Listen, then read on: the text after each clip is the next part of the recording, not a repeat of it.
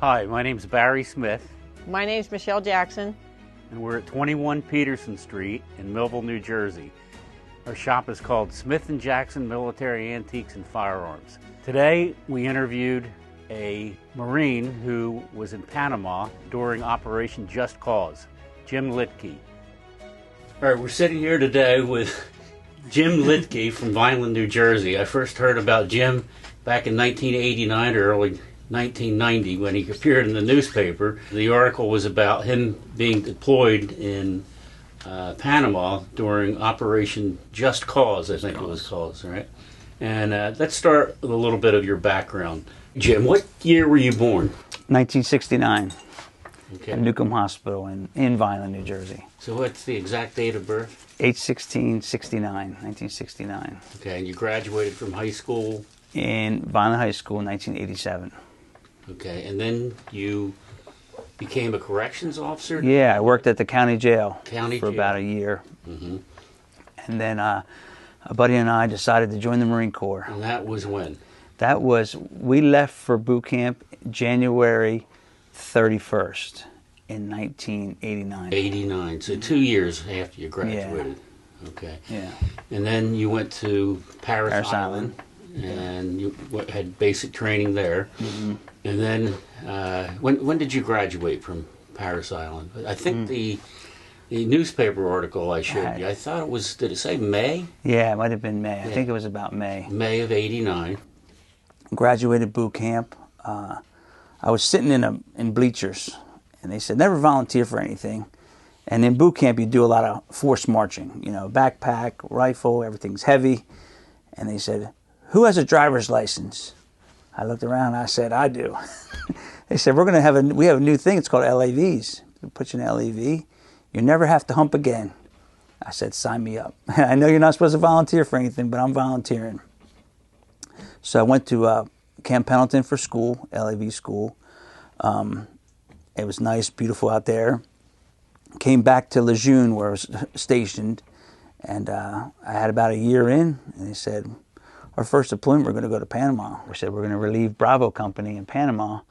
He said, "We're just going to be a show of force. We're going to drive our vehicles around, nice weather in Panama, and nothing's going to happen. We're going to be fine."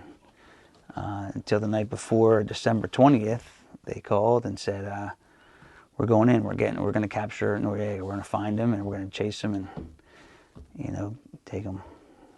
And, I don't know if it's arrest or what the term was, but he was captured.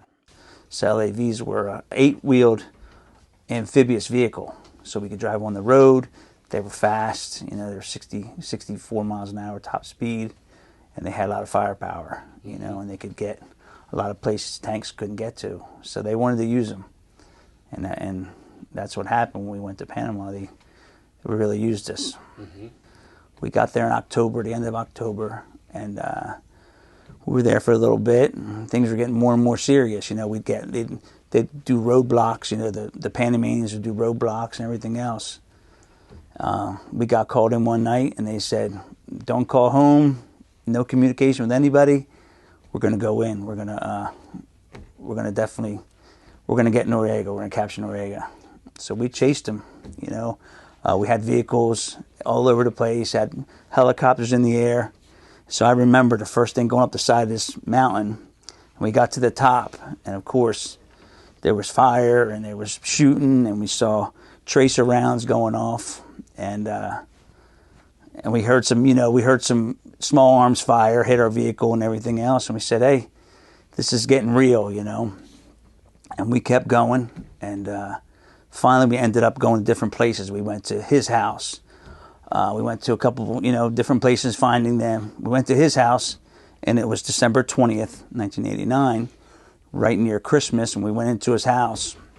Now, was that his only house? Or did he No, I think he had several homes. Was this like his main house? I think it was his main house because he had his daughter. He had a couple of daughters, and it was just an extravagant house. They had paintings of their daughters, and they had half-wrapped Christmas presents. So they were probably wrapping presents, and he said, "Let's go." I mean, there was word that he had underground tunnels and different things, you know. So you think he definitely was in that Oh, house definitely. Yeah. shortly before? Short, real short, you know, very short time. And we were on his, you know, on his tail pretty hot. So, and then we finally ended up at the Vatican Embassy where I think he was safe. He knew we weren't going to, you know, blow it up and shoot him and stuff like that. So we ended up on that circle in Panama. And we just, you know, I heard people heard we were playing loud music to kind of flush him out and everything else. Rock and roll. Rock and roll, you know. Now, I just read this morning, supposedly he didn't like rock and roll. But, Right. I forget exactly who said this, but they didn't want to be overheard with the negotiations. Mm-hmm. They didn't want them to be bugged. Right. So that's why they played the loud music. Yeah. That was our vehicle, so we were playing it over there. Your yeah, our radios, yep. LAVs were playing it and stuff like that. Who got to pick the music? We had whatever we had with us. We had, you know, a couple guys had tapes and, you know, had cassette tapes, and they would say, throw your tape in. We're tired of listening to the same tape. You know? Do you remember any of the songs? We had Van Halen, you know what I mean, and Panama and everything else. Did you know, play yeah. Panama? Yep. So it was neat, you know. It was definitely neat seeing. So when did you actually get to Panama? The end of October. Of 1989. 89. So we were there. So we were there for, you know, a month and a half. When we first got there, they put us on a barge, and it was a ship in the water, and it was falling apart. And in Panama, we were on Howard Air Force Base, and they said, whatever you do, don't walk on the grass. No walking on the grass. Next thing you know, the barge was unfit. They built a big tent city on the grass. So we were in tents. We had about 10 tents. We'd be on the grass, and we had different tents we were in.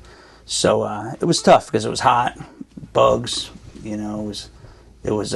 But that's where we stayed most of the time. We had porta potties for bathrooms. We never used bathrooms, you know. And I was a young Marine. I didn't know. I thought that's how everything was. I only so you were 20 at that time. Yeah, right? I was 20 years old. So let's talk a little bit about Noriega's house. Okay. What was that like when you first entered it? How many guys did you go in with? There was a couple Navy SEALs and a couple of Delta Force guys. They gained entry, and we were there for a while. And I had a rip in my camouflage pants, and my sergeant says, "We can go in." He goes, "Whatever you need to complete the mission." And I was like, "Okay." And I said, "I just need a pair of cami pants. What I need, really." So I went in, and he had a rack, a circular rack, sort of like you have here, and there was uniforms in there. And I was like, wow, the house was amazing. There was paintings on the wall, Christmas trees everywhere. It was just an extravagant house. And it looked like anybody else's kitchen, you know, it was like snacks on the, you know, counter. People were just left, you know, so it looked like half-wrapped gifts and stuff like that. So did you see any money or drugs? I did. I saw, there was a colonel in there, and he says to me, he says, "Come here, Marine." He said, "What's the most money you've ever seen?" I said, "Well, I live near Atlantic City. I've seen some money down the casinos." And there's a filing cabinet. He opened a drawer, top drawer, and it was solid American money. And he grabbed 2 stacks out, and he said, "Hold this." So I held the money up. My buddy, I think, took a picture of me. I don't know where the picture is to this day. And he took that money, put it back in, and they kind of zip-tied it all. And they packed everything they thought was important. And that colonel called a helicopter in. It came down, picked everything up, and it was gone. It wasn't long. It was gone in about 15 minutes. And this was December 20th, yes. Right, 1989. Yeah. And you were only there that one day? Only there one day at his home. And then we went to the next station, so we were there. Okay, so you see this rack of clothing. Yeah. You know, and was it in his bedroom or? No, it was like in a like a living room, a living area. You know, like a room he probably got changed in or whatever. So you're really looking for a pair of pants. I am. And then you walk up and see this clothing rack, and is it all camo? It's all military uniforms. Some are dress uniforms, some are camo, some are black, some are green. I mean, some are brown, some are green. So you walk over to the rack, and you realize with the insignia on the jackets that they were his. It was Noriega. They were Noriega's uniforms. Yeah, and I thought nobody would ever believe me that I was in Noriega's house and that I was in Panama. I knew they would know. So I grabbed a pair of green pants, and which I was wearing. I grabbed them, and I grabbed the jacket. And something told me, I said, I'm going to grab the brown ones too, just in case. So I grabbed 2 sets. And so you have them in front of you today. I do. Yeah. I do. They're right here. So you got one that we took a look at it earlier. It was a NATO-produced uniform. It has a tag in the back. Mm-hmm. And you just want to show that off? Yeah. Yeah, so this is Noriega's uniform. You have your Panamanian patch here. And then he has his 4 stars up here. He was a 4-star general? He was a 4-star general. And then you have the commanding officer, oak leaves. And then you have several jump wings here. Do you know if he qualified for any of these badges? I don't. I don't. And it says he received the Jungle Expert in 1967. And I was born in 69, so yeah. So I got a green one and a brown one, which... And the brown one, Smith & Jackson was able to acquire from Jim after he told us about it about 5 years ago. He stopped in our shop, and then this year, 2022, Jim came in and offered us one of his war trophies, and we're thrilled to have it. We're going to put it on display once we open a museum across the street. You want to hold that one up? Yeah, of course. And this one has a different tag in it too. The same exact insignia that appears on the green uniform, but this was made by a private contractor. So it's a commercially made uniform, and totally different pattern. But if you look up Noriega and go to images on Google, you'll see him wearing these exact same types of uniforms and the same insignia. Yeah, I know you were a big collector, and we've talked several times, and I'm just happy to, so happy for the shop here, and then hopefully the museum. Yeah. And we'll have you come over when we open the museum. We'll have that put in a special cabinet. When we ended up on this circle, there was we had barbed wire all around us. We brought the barbed wire with us and stuff, and we took shifts. One guy was up in the turret on the weapons, and then usually had somebody else, and the other guys would sleep during the day or whatever. So I woke up one afternoon, and the guy says, "Hey, you missed it. Leatherneck was here, and they took a bunch of pictures." I said, "Get out of here." No way. Leatherneck magazine. Is the Marine Corps magazine. Marine Corps magazine. He said, Leatherneck was here, and he took a bunch of pictures. And I said, I don't believe it. But anyway, he says, yeah, they were here. He said, they took pictures. I said, they talked to anybody? He said, no, but he's coming back. The reporter's coming back. I said, all right, go to sleep, guys. I got you. The guy comes up, and he says, it looks like like a reporter. He says, hey, I'm here from Leatherneck magazine. I said, okay. So I started talking to him, and just a great guy. And it was nice to see an American that we didn't know. Just spoke English, and there's no language barrier. And he just asked a bunch of questions and talked and everything else. So it was nice. It was kind of like getting a piece of home, And talked to him for a while. And we had my sergeant interviewed with him as well. And that article, I didn't know anything about it. If this guy really was from Leatherneck or whatever. And in March of 1990 came out. A couple of my buddies said, look at the magazine, we're in there. And I said, oh, we are. And then I saw my name. I was like, wow, that guy was really from Leatherneck. So it was pretty neat to see. I'll bet, yeah. So there's a couple of things. How many copies of that did you buy? I think my mom bought a couple, This is actually the one that was mailed to me. That's what I like. It was mailed and everything else. And then you were also featured in Soldier of Fortune. Soldier of Fortune, yeah. So I was in this magazine as well. They talked about us in Panama during the invasion and everything else. So it was an experience. I think as a Marine, you're trained to do a couple of things. One is to fight, and the second one is to get in the Leatherneck magazine. So. And third is to get a war trophy. Yeah, exactly, the war trophy. Now, can you tell me a little bit about how you got them out of the house? Yeah. So what I did is because you weren't really supposed to take I brought him anything, back right? to my vehicle. My sergeant knew I brought him back to the vehicle. And every week my mother sent a box with candy, cookies, and everything else. And she was a big supporter. And she put a newspaper, that day's newspaper, on top. so I would know what day it was that she mailed it. So I had a chaplain come up to me and he says, "Are you Lance Corporal Lidke?" "Yes." He said, "I got a box for you." I said, "Okay." Let's get the box. I dump all the junk and the food out, and my mother typed the to and from, typed the stickers and put them on there. And I said, "Oh." He says, "All right, there's your box." And he happened to be right near the post office. The post office was up the street. So I dumped everything out, the cookies and the candy and everything else, and I grabbed the 2 uniforms and I put them in there. And I took an X-Acto knife and I changed the to and the from. And I went in my pocket and I grabbed a $10 bill. And I walked into the post office and I said to the lady, "I want to mail this to the United States." She said, "Okay." She said, "Sir, your change." But they had a chaplain.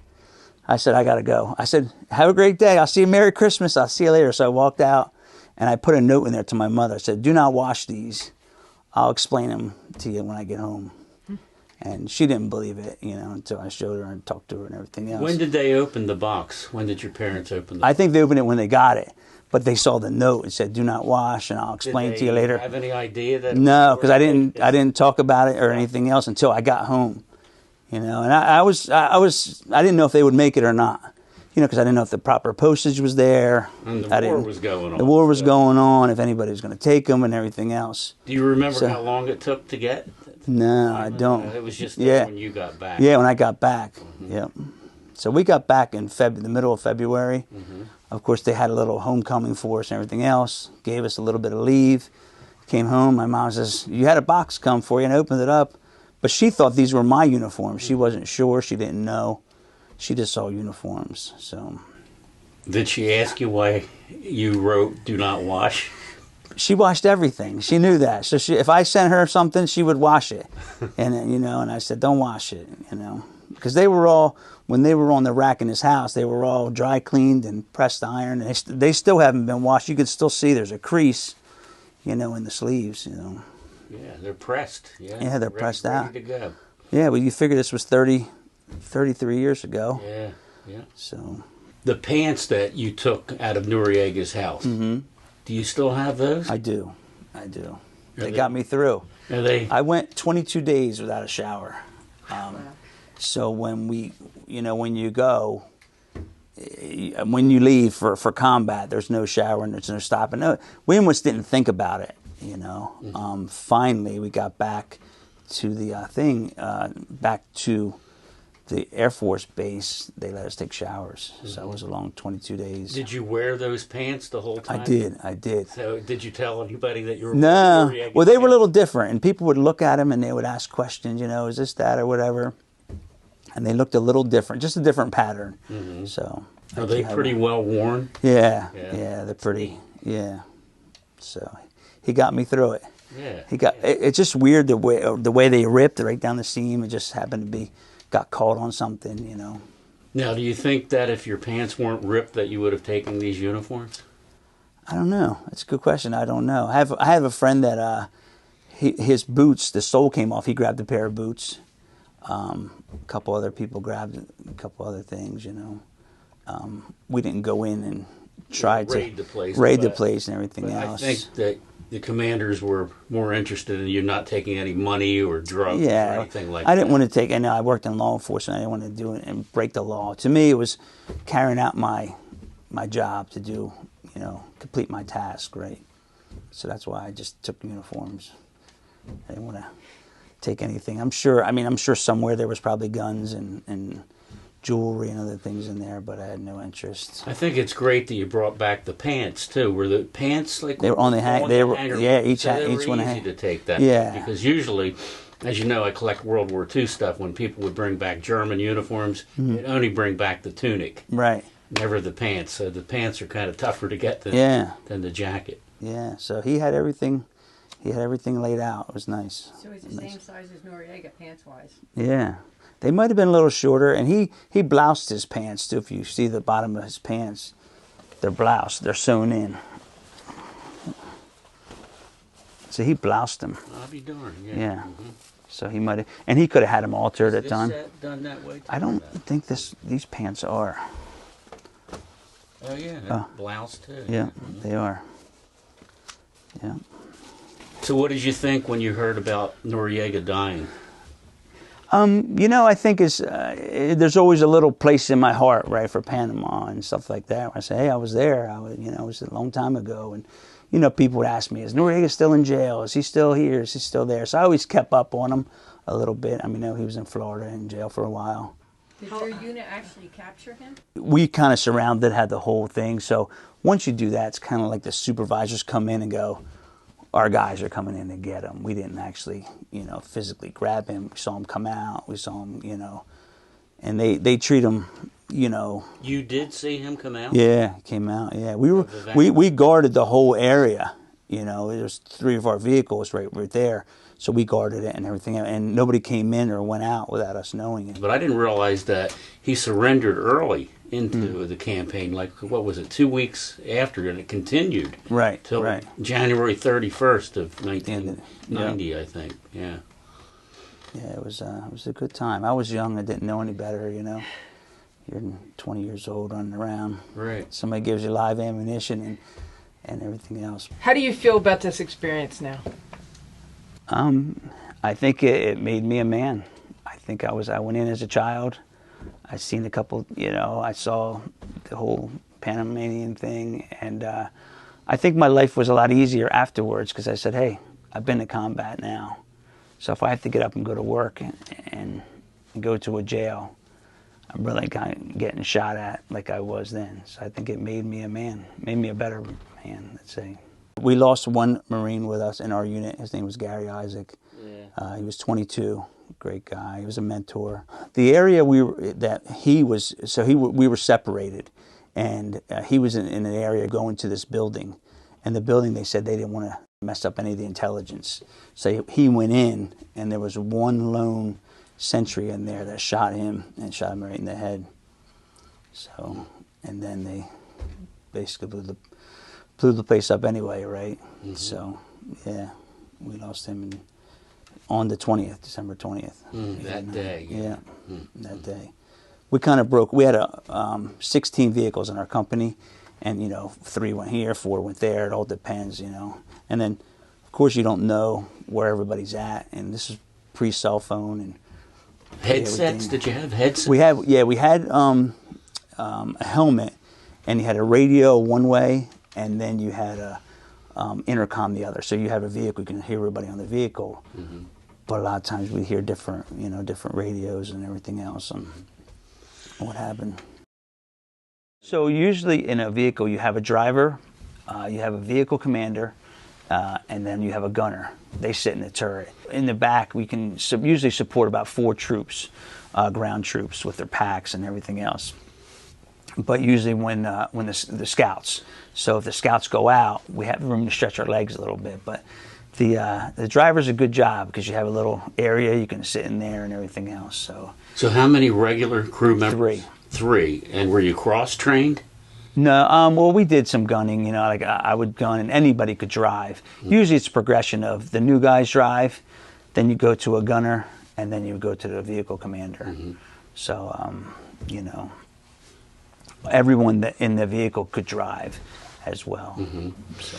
Now, did the LAV give you a sense of security when you were in Panama? Yeah, it's fast. It's we can hit water, and then with just propellers and everything else, we can go through water. Yeah, so it's an amphibious vehicle, and it's fast. You see tanks just chugging along, right? We're going around and everything else, and and we had pretty thick, armor, inch of armor or whatever. So we did hear some, like I said, some small arms fire hit our vehicle, and you start to feel, you don't feel real safe, but you feel safer inside a vehicle than just being, with your backpack on. Yeah. December 20th of 1989, so it was only like 6 weeks. And that was Operation Just Cause. But there was units there before that because they were fighting over the Panama Canal, who was controlling the Panama Canal. So it was supposed to expire January 1990. It was every 10 years they would take control, and then we would take charge of the Panama Canal. That's how it sort of started. But being a Marine on the ground, we don't know a lot of logistics, right? They just say, you're going over there and you're doing this. That was the same with know. World War II veterans. Yes, They had no idea where Yeah. they were until they came home and Right. started reading about it. Started looking it Yeah. up and stuff. So, yeah. Do you keep in touch with any of your comrades? You know what? I have about 10 friends I talk to. Facebook's been a great thing for us. You know, you can reach out to a guy you haven't seen in years and then a friend of a friend.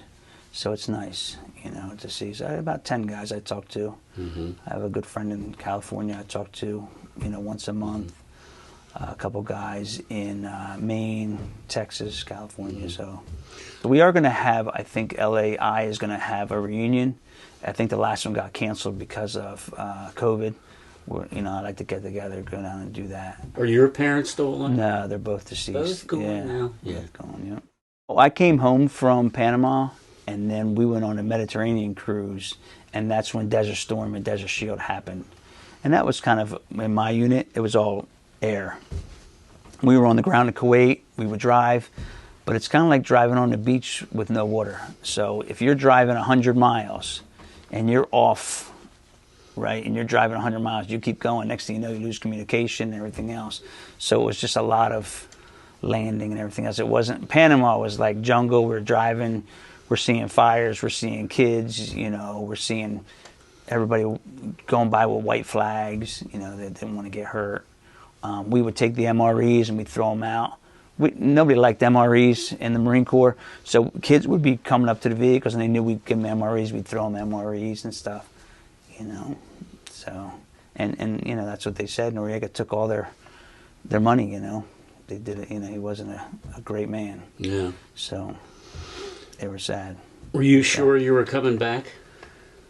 You know, I think I was young, and I was a Marine. You couldn't tell me I wasn't, right? So I figured I'd come back to Cumberland County, you know.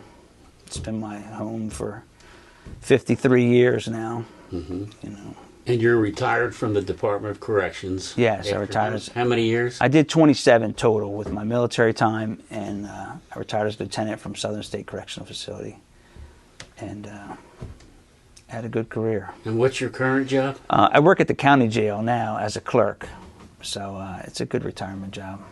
Good retirement job. Is there anything you want to say to your fellow Marines? No, you know.